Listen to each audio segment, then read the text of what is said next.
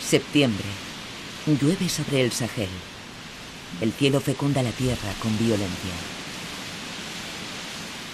Ama, el dios del agua, de la humedad, de la fecundidad, se ha expresado.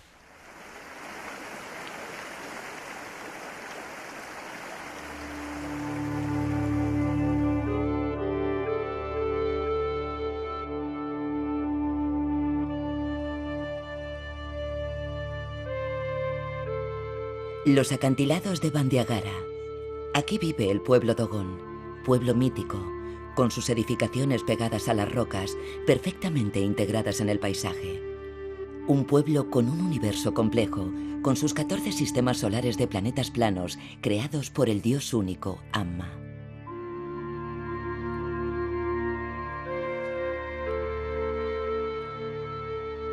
Los acantilados de Bandiagara.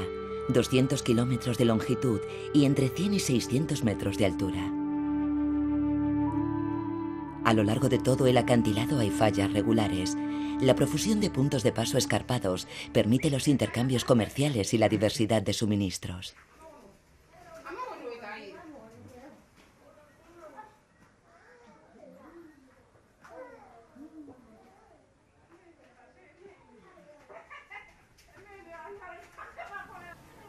En la meseta hay numerosos pueblos, con una arquitectura muy peculiar, hecha de tierra y piedra.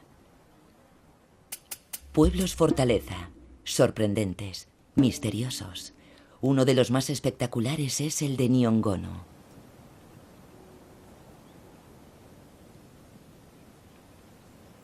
El pueblo de Indeli, al norte del acantilado, es uno de los más tradicionales. Dominando la extensión de edificaciones, la Toguna, la casa de los ancianos.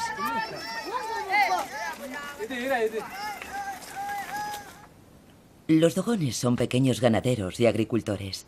Aprovechan cada metro cuadrado, sembrando hasta en las grietas de la roca. El mijo y el sorgo constituyen el alimento básico de su dieta. Cuando llega la temporada de lluvias, de julio a septiembre, la región se tiñe de verde. Se necesitan 3 meses para que el maíz madure, y ello requiere agua en la cantidad y con la frecuencia adecuadas. La calidad de los cultivos dependerá de 2 o 3 tormentas de septiembre.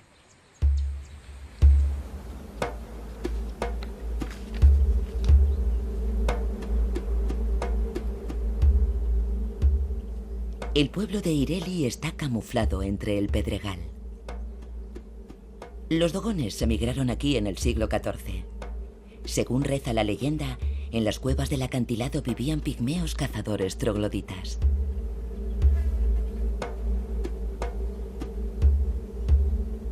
Los dogones, agricultores, despejaron los bosques. Entonces, los pigmeos emigraron hacia el África Central. Desde entonces, las cuevas se utilizan como sepulturas. El culto a los muertos es un elemento esencial en la religión de los dogones. En muchas casas se muestran los símbolos del culto, la serpiente levé y a menudo las máscaras.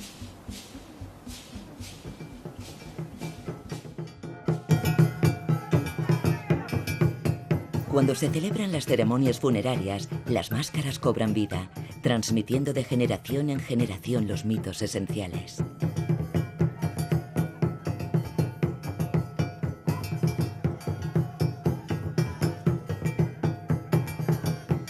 Máscaras de madera o capuchas de fibra, son todas hermosas y están llenas de vida. Faldas escarlata, telas extravagantes, símbolos del sol. Representan la luz, el alimento esencial del hombre.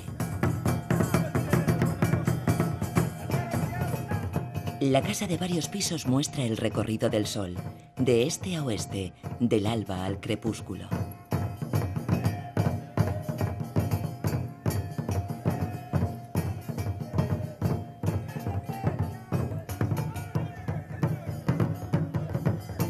La canaga, con forma de cruz de Lorena, frota el cielo, simbolizando el vínculo entre la tierra y el cielo.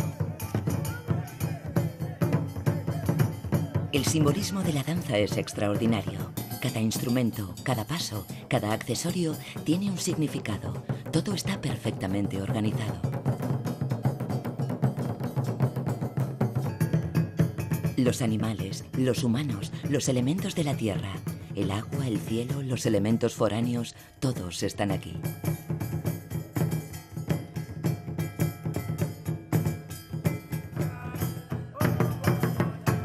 La Sociedad de las Máscaras, llamada Agua, dirige las danzas de máscaras que se organizan durante las diferentes ceremonias.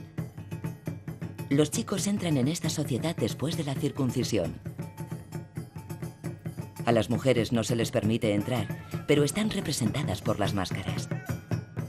Las máscaras de zancos, al ser las más altas, están en mejor posición para evacuar del pueblo el alma del muerto.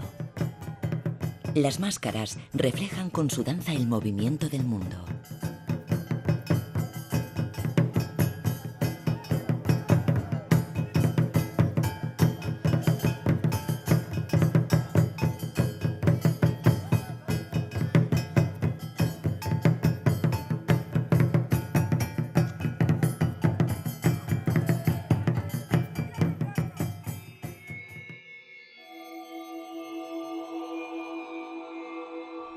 Los ancianos saben que el mundo cambia inexorablemente.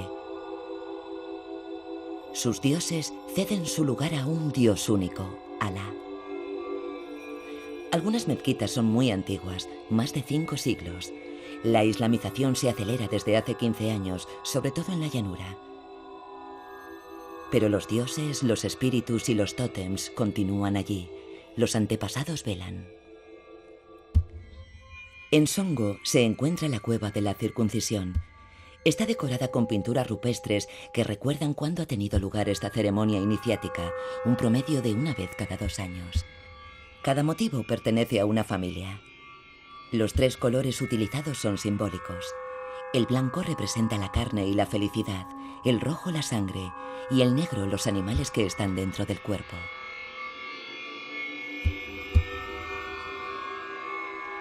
La Jinnah, o casa familiar, decorada con alveolos, guarda los fetiches protectores del pueblo.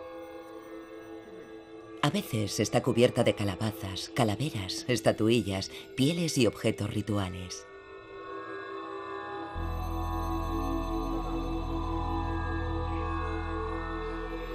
El Ogón, el hombre más viejo del pueblo, es el sacerdote del culto de la serpiente Levé, el ancestro mítico, la gran serpiente. No puede tener contacto físico con nadie. Tiene prohibido salir del perímetro de la casa que se le ha atribuido.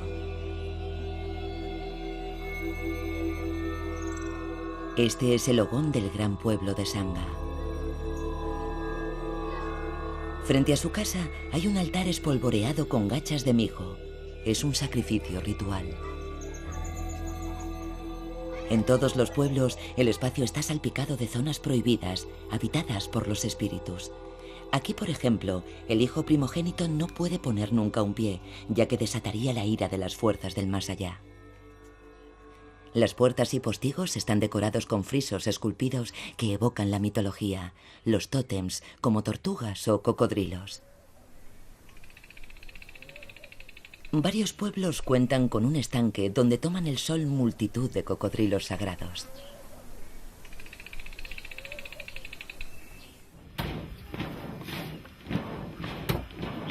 Los herreros y zapateros forman un grupo aparte.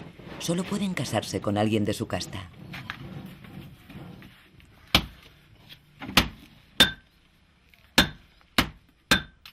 No participan en los cultos de los dogones y tampoco tienen derecho a cultivar la tierra. Son temidos, ya que poseen poderes. Y son queridos, ya que era su casta quien antiguamente traía el hierro para fabricar hachas, cuchillos e instrumentos agrícolas. Fabrican también estos extraordinarios fusiles, cuyo sistema de encendido es una piedra sílex. Antiguamente se utilizaban para cazar, actualmente solo durante las ceremonias fúnebres.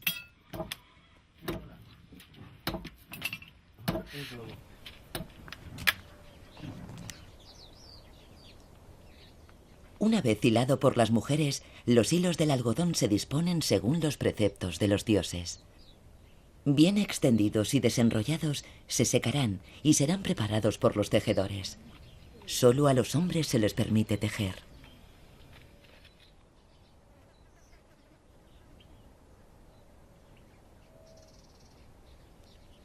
El tejido representa la palabra enseñada a los hombres por el Nommo, segundo hijo del dios creador Amma. El peine del telar representa los dientes de la boca, la lanzadera la lengua, los hilos de algodón la palabra y el vaivén de la lanzadera las preguntas y las respuestas. El propio funcionamiento del telar simboliza el mundo, donde todos los movimientos se entrecruzan sin destruirse nunca.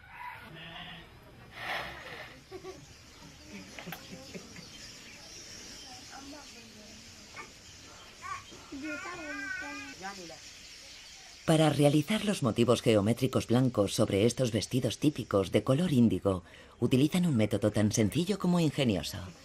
Se anudan y se cosen las partes del tejido que deberán permanecer blancas. Se pone todo a remojo en una vasija llena de índigo. El tejido se impregna del tinte. Después de secar la tela, se deshacen las costuras y los nudos y ya está listo.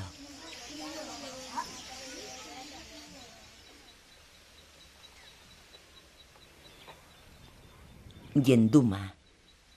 Oculto, casi invisible a los pies del acantilado, este pueblo ha sabido conservar una bella autenticidad. Sus chozas y graneros de barro cubiertos con techos de paja han sido construidos en la más pura tradición. En la parte más alta, sentado en la toguna, un anciano confecciona un cordel con fibra de baobab. Desde aquí, el anciano domina todo el pueblo. Lo ve todo y lo oye todo.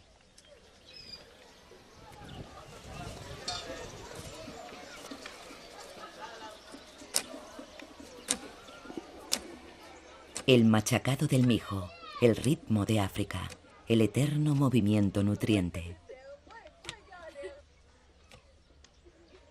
La sociedad se asienta en gran parte sobre el trabajo de las mujeres.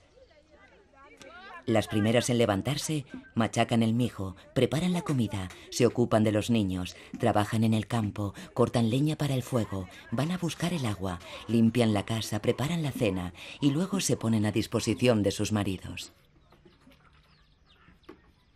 A menudo, la abuela se ocupa de todos los pequeños. Desempeña un papel importante en la vida cotidiana. Cada acción requiere un aprendizaje. Encontrar el buen equilibrio, por ejemplo.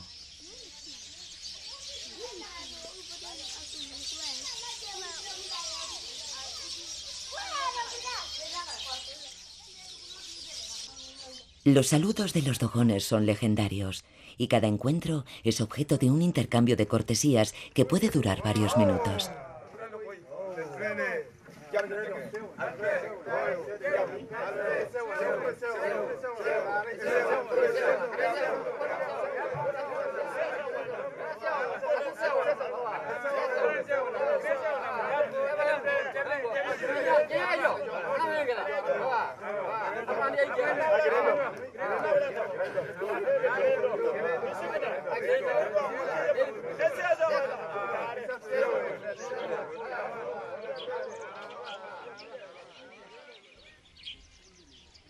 El aumento de la población y, por tanto, la búsqueda de nuevas tierras ha obligado a familias enteras a abandonar la meseta o el acantilado para instalarse aquí, en la llanura. Por supuesto, han traído con ellos una parte de sus tradiciones, como la toguna. Algunas de estas togunas se sostienen sobre magníficos pilares esculpidos que representan símbolos ancestrales, escenas de la vida cotidiana o máscaras que recuerdan a los espíritus del acantilado. La toguna está reservada a los hombres.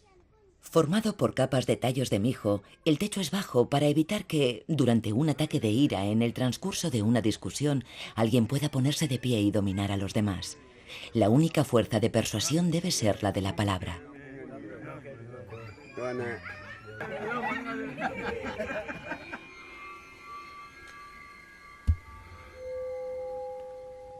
Los adivinos predicen el futuro y dan consejos utilizando la tabla del zorro. Dibujan un rectángulo en la arena, Trazan diversos signos y depositan o clavan en él tantas piedras y bastoncillos como preguntas deseen formular. Las huellas dejadas por un zorro que vendrá durante la noche serán la respuesta y permitirán adivinar el futuro.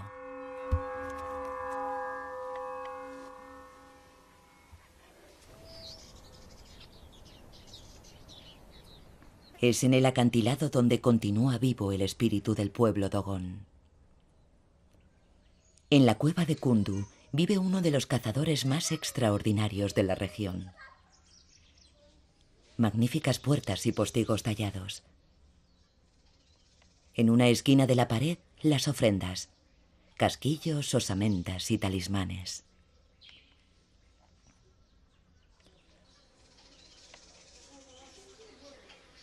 La casa está decorada con símbolos de caza y trofeos, antílopes, monos, aves, cráneos, pieles, estatuas.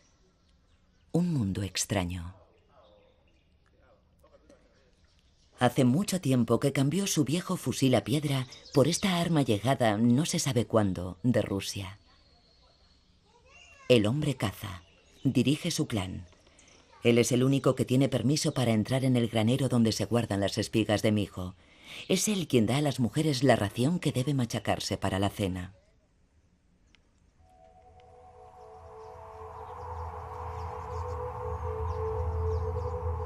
Surgiendo en medio de la llanura, la meseta de Yugas.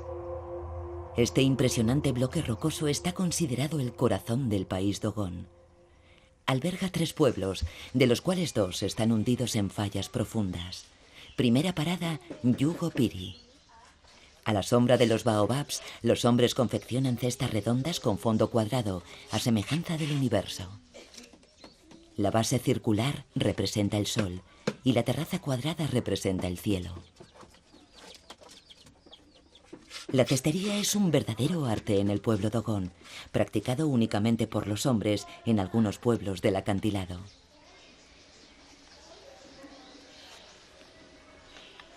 Los habitantes del pueblo custodian los graneros ancestrales.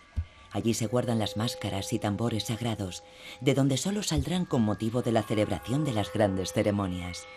Las cuerdas que permitirán elevar a los muertos hasta su última morada. Profundas grietas desgarran la meseta, formando a veces pequeños rincones de frescor.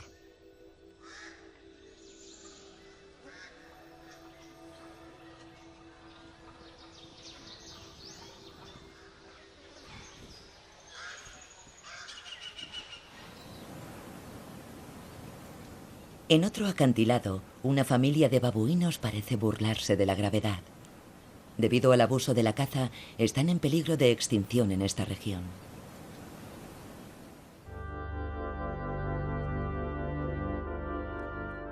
El agua es escasa. Estamos en octubre. La estación seca comienza y durará 8 largos meses.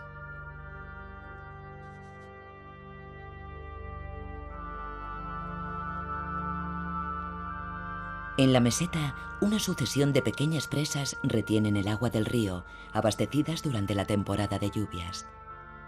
Constituye una verdadera fuente de vida para estas personas, que gracias a su esfuerzo y su coraje han sabido transformar el suelo árido en jardines fértiles. El etnólogo Marcel Griol ha consagrado una gran parte de su vida al estudio de los dogones. Fue él quien inició la construcción de las presas. Pueblo trabajador, infatigable. En un lugar donde solo había rocas, ellos traen la tierra de la llanura. Durante la estación seca y fría, cultivan cebollas. Las cebollas se venden frescas o secas. Para ello se extienden al sol sobre una gran roca. El machacado de las cebollas es un trabajo duro bajo un sol abrasador.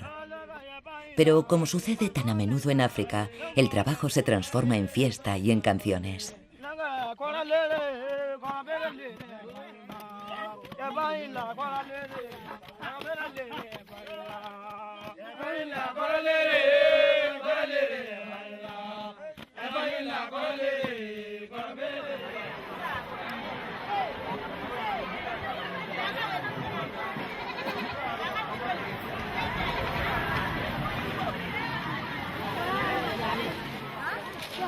Como ocurre en todas partes del mundo, las mujeres se reúnen en el mercado, lugar social por excelencia.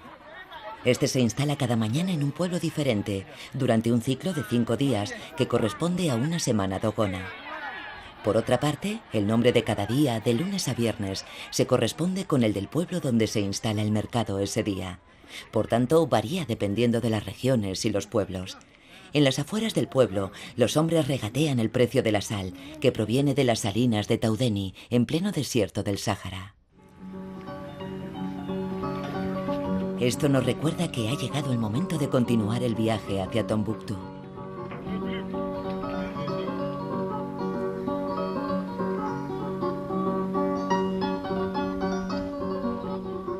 Estamos llegando a la ciudad de Djenné, hermana gemela de Tombuctú. Construida sobre una isla entre dos brazos del río Bani, afluente del Níger, Djenné ha jugado un papel primordial en los intercambios comerciales entre los mundos nómadas y los sedentarios, los mundos del río y los de la tierra, desde la Edad Media. Esta ciudad está construida enteramente con adobe. Muchas casas muestran una influencia andaluza y marroquí, vestigios de la época en que los pachás marroquíes gobernaban en esta región, hasta Tombuctú.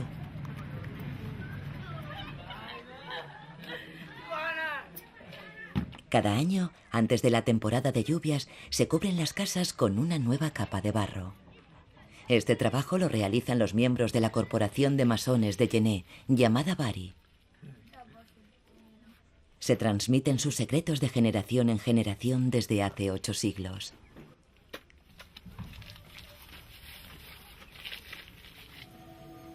Los ladrillos de adobe están hechos de barro, paja y manteca de karité. Esta última favorece la impermeabilidad. Es una ciudad con una arquitectura excepcional que actualmente forma parte del patrimonio de la humanidad.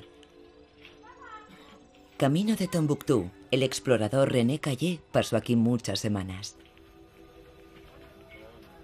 Djenné, con su fabulosa mezquita, el edificio de tierra más grande del mundo.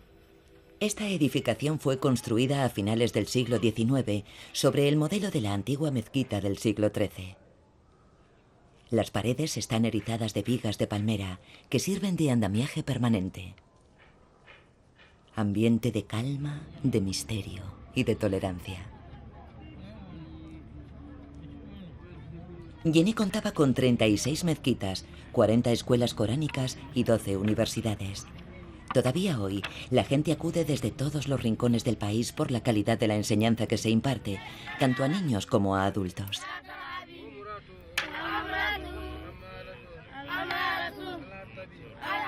En Mali, 3 grandes religiones se reparten las almas. La mayoritaria es el Islam, después el animismo, principalmente en el sur y entre los dogones, y por último el cristianismo, católico y protestante.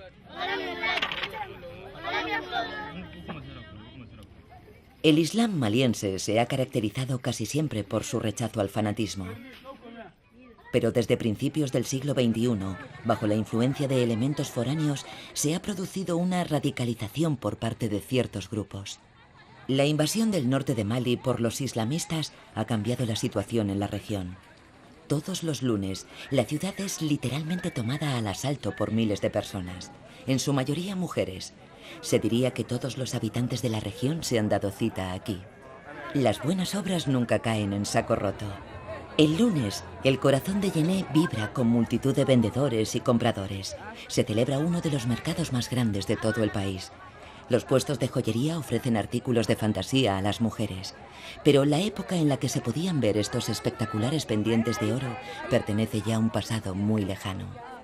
Las sucesivas crisis, las sequías y la situación política han empobrecido a la mayoría de las familias. Pero todo lo que se compra y se vende se puede encontrar en Djenné. Nueces de cola, decenas de variedades de arroz, cebollas, condimentos, especias, animales, tejidos, pilas, gafas, baterías para móviles e incluso medicamentos, casi siempre caducados.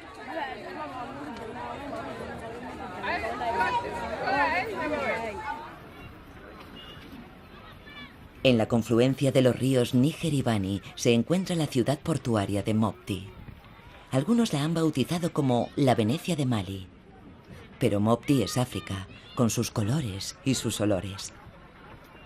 Miles de toneladas de mercancías se cargan y se descargan aquí.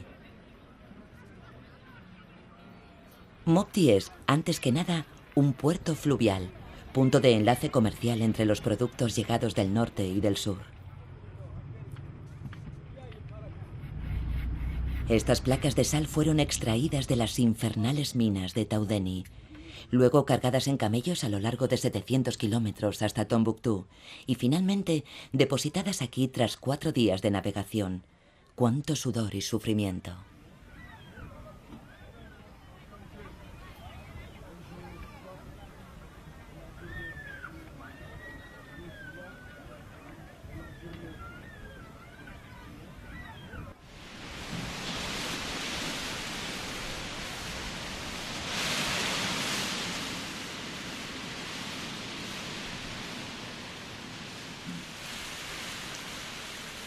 El viento se ha levantado, haciendo inútil cualquier resistencia. La lluvia inunda el río bajo sucesivos aguaceros y va llenando el cauce día a día. Pronto los grandes barcos volverán a reanudar el servicio. En Mopti son típicas las grandes canoas motorizadas, llamadas pinases. Algunas llegan hasta Gao, a varios centenares de kilómetros de distancia, y transportan hasta 200 pasajeros o 50 toneladas de mercancía. Para llegar a Tombuctú, nuestro objetivo, embarcamos en este barco cargado hasta los topes. Serán 2 noches y 2 días de navegación, si todo va bien.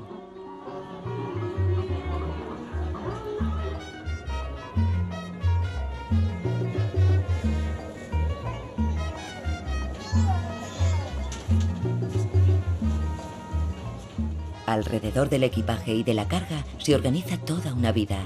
A bordo, la tienda de comestibles ofrece los productos esenciales. A los mandos, un piloto que forma parte de la etnia de los bozos, los pescadores, los amos del río. Conoce el río como la palma de su mano, sus estados de ánimo, sus bancos de arena, sus meandros.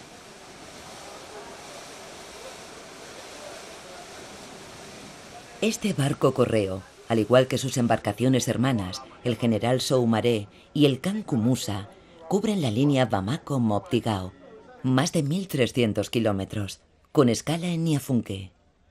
20.000 pasajeros viajan entre julio y noviembre. 5 meses de campaña, como dicen aquí, si la crecida lo permite, puesto que las inundaciones varían mucho de un año a otro.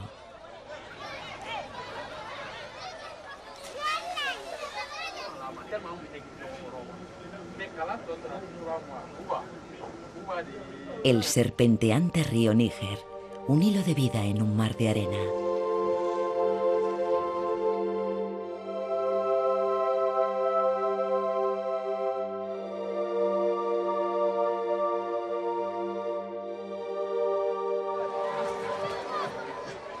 En cada parada, los comerciantes bajan al muelle y organizan un auténtico mercado. Es una algarabía de colores, olores, ruido y buen humor. El río Níger roza el Sáhara, como si quisiera refrescarlo.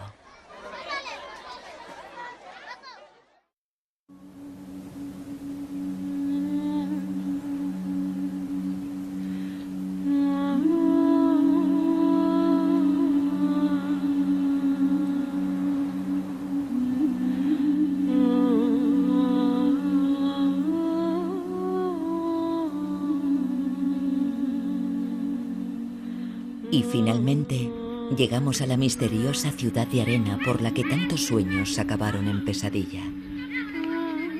Una ciudad en la que reinan el aire y el polvo, como para acentuar la sensación de confín del mundo.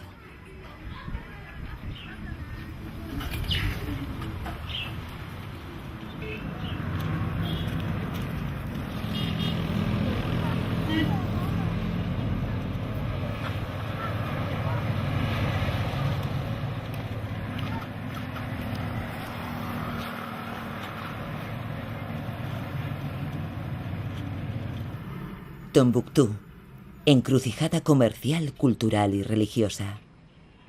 La mezquita de Jingariber, restaurada recientemente, tiene cerca de 8 siglos. La invasión de los yihadistas hizo temer por la destrucción de las antiguas mezquitas. Por fortuna solo fueron destruidas algunas tumbas de santos. El daño es, en definitiva, más cultural y simbólico que arquitectónico e histórico.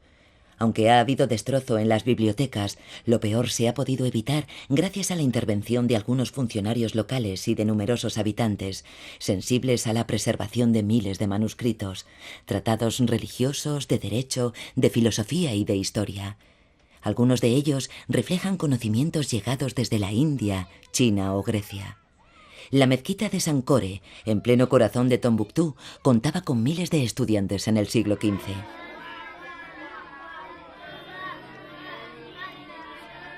Aquí, el Islam se enseña en numerosas madrasas y los niños repiten incansablemente los versículos que se aprenden de memoria.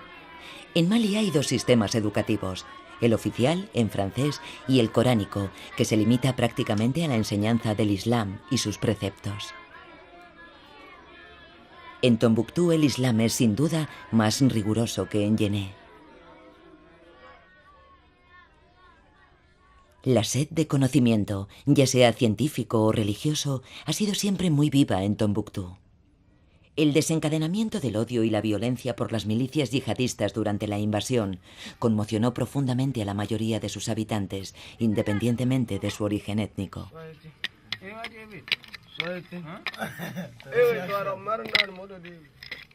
Por la tarde, se forman pequeños grupos que pasan horas y horas jugando a juegos tradicionales. Algunos típicamente africanos, otros provenientes de Oriente Medio.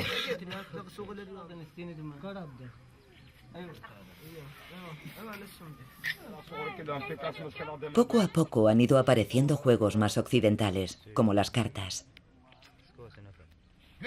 Cualquier ocasión es buena para reunirse con los amigos, y las partidas continúan hasta la hora del rezo. Para entretener a los niños, las autoridades municipales han ofrecido a cada barrio un futbolín. El fútbol, un nuevo dios universal.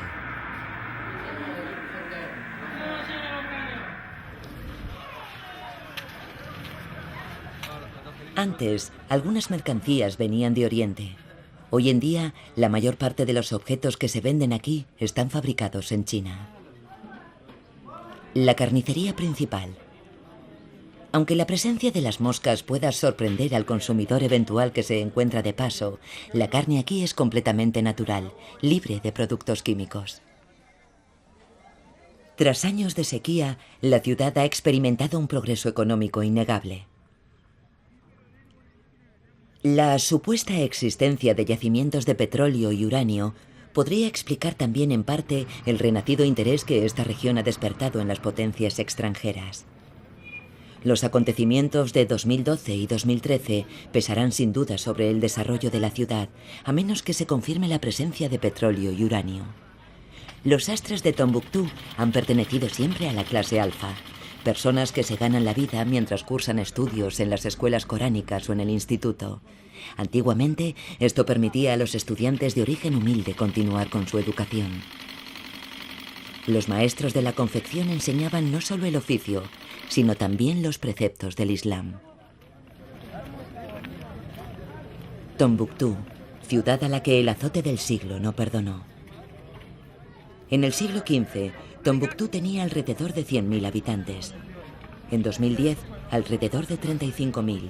La ciudad, poblada principalmente por songhais, tuaregs y árabes, fue núcleo comercial subsahariano hasta el desarrollo de los puertos marítimos de África Occidental.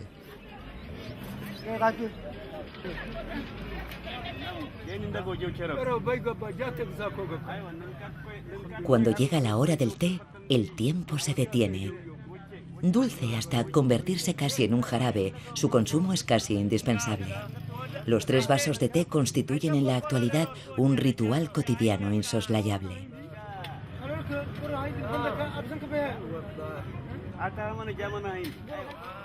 Un joven vendedor repasa sus ejercicios de matemáticas para un examen que le permitirá, tal vez, ingresar en la facultad de Bamako y llegar a ser, quién sabe si ministro, funcionario internacional, hombre de negocios o profesor.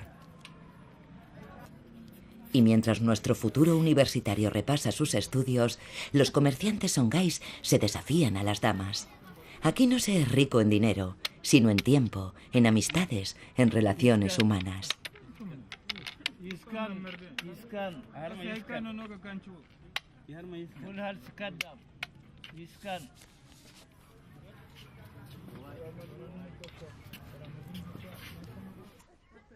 Cada barrio tiene su propio horno de pan. La fama de los panaderos de Tombuctú es legendaria. Cada uno aporta su toque personal. Los días que sopla el viento del norte, el viento del Sáhara, el pan cruje entre los dientes. Y cuando sopla desde el sur, cruje de la misma forma, pero el sabor de la arena es diferente. La historia está presente por todas partes. Cada explorador tiene su casa. En esta casa se hospedó Gordon Lyne antes de ser estrangulado. Eso le impidió ser el primer europeo en regresar con vida de la ciudad prohibida. La casa atribuida a René Caillé ha sido completamente reconstruida.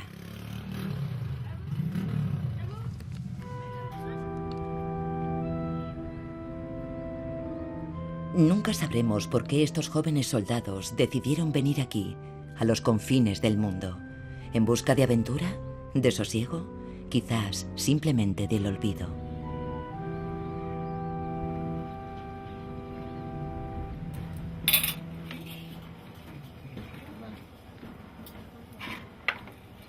Los joyeros de Tombuctú perpetúan las técnicas ancestrales. Aquí se trabaja la plata y más raramente el oro de Mali.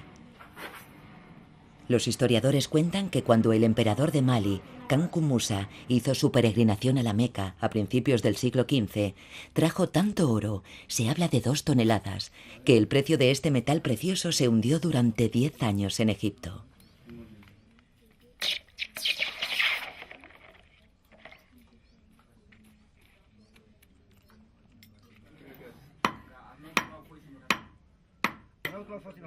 Los lingotes de plata se trefilan, es decir, se afilan, haciéndolos pasar por agujeros cada vez más finos hasta convertirlos en un delgado alambre.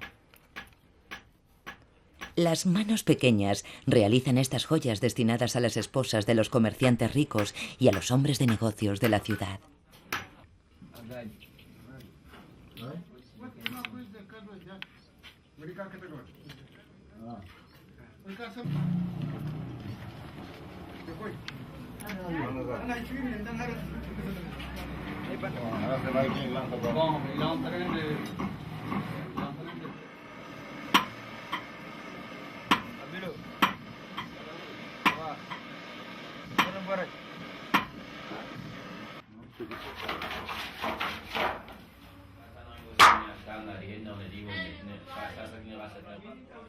Los tuaregs trabajan el cuero. Algunos de ellos se han especializado en la encuadernación o en la realización de tapas duras para libros o documentos. Utilizan principalmente cuero de cabra o de oveja, ya que la piel del camello se trabaja peor.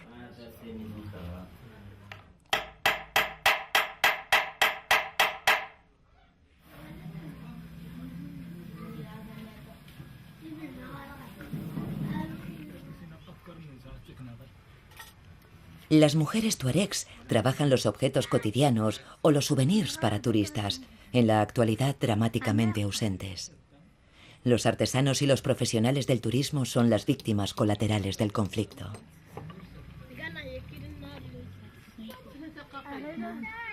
Ata, el herrero. Hace 15 años aguardaba con impaciencia el Rally París-Dakar para recuperar las carrocerías de los vehículos y convertirlas en cuchillos y otras espadas tradicionales que después vendía a los participantes del siguiente rally. Musa, el griot, cantante y narrador, pertenece a la casta de los herreros. Al igual que su padre y su abuelo antes que él, enseña a su primogénito el arte de la guitarra y el canto. Pero aún faltan años para que su nombre sea alabado en la región de Tombuctú.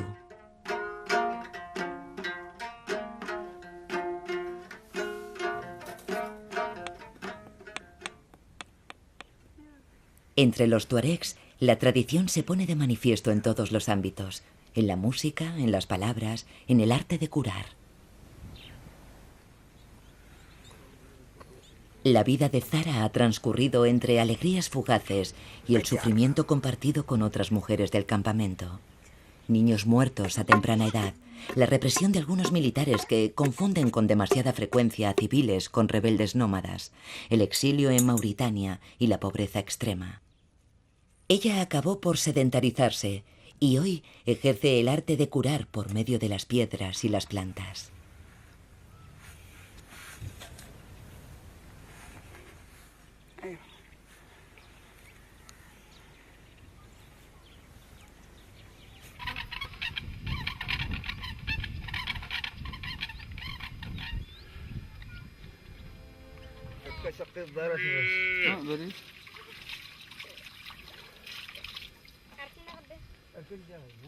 Al igual que muchos otros agricultores de la región, Ataye ha decidido cultivar la tierra y participar en la vida de una cooperativa de nómadas sedentarizados.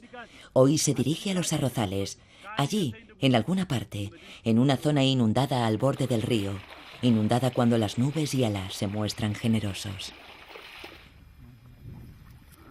Pero como para muchos otros tuaregs, la agricultura, la mecánica y la gestión del tiempo y el espacio son mundos demasiado alejados de las tradiciones nómadas. Los Bellas, sus antiguos cautivos, sí se han aclimatado y hoy en día poseen rebaños y campos de arroz. Un doloroso giro de la historia para los que eran, no hace mucho tiempo, sus amos. La cosecha de este año es buena. Mali podría producir mucho más. Incluso podría exportar arroz si los países ricos no manipularan los precios mundiales mediante una política de subsidios a sus productores y exportadores. Aquí, como en casi todas partes del mundo, la primera batalla que hay que ganar es la de la educación.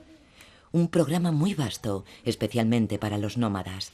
Han surgido algunas escuelas, pero carecen de recursos y de maestros. Y quién sabe también si de auténtica voluntad política. Además, toda su vida y toda su cultura fue escrita en la arena y en el viento. Los ancianos cantan a sus horizontes infinitos y a lo que un día fue su libertad, ese nomadismo que hoy se ha vuelto tan difícil de asumir.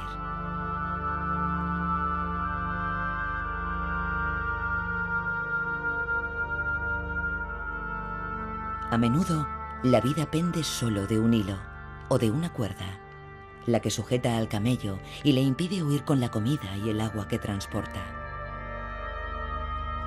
La misma cuerda que permite extraer el agua del fondo de unos pozos que a veces alcanzan los 50 metros de profundidad.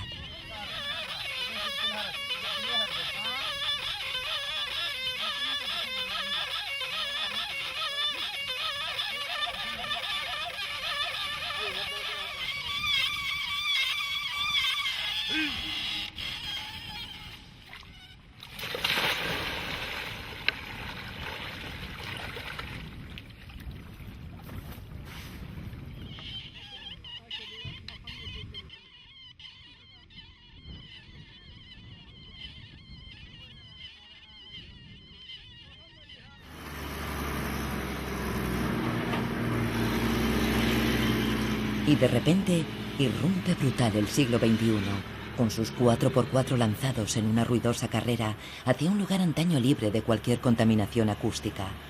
Essakane, con sus dunas de arena. Essakane, donde durante muchos años se celebró un festival de música.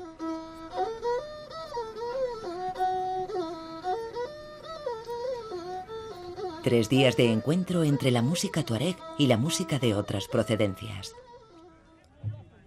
En el corazón del desierto, a 70 kilómetros al noroeste de Tombuctú, ante la atenta mirada de los espectadores, algunos técnicos levantan afanosamente un escenario. Durante 3 días, malienses, senegaleses, nigerianos y turistas comparten aquí, en la embriaguez del desierto, aquello que une fácilmente a los hombres de todas las culturas y todos los orígenes. La música de los grandes espacios abiertos. Por desgracia, la amenaza terrorista de grupos próximos a Al-Qaeda hizo que el festival del año 2009 fuese el último en celebrarse en pleno desierto. En 2010 tuvo lugar en las afueras de Tombuctú y después, sencillamente, acabó por desaparecer. Solo nos quedan estas imágenes y esta música. Un reflejo de la magia del desierto, de la magia del Sáhara. El renacimiento de este festival será la señal que marque el regreso a la libertad, el canto de la esperanza frente al odio.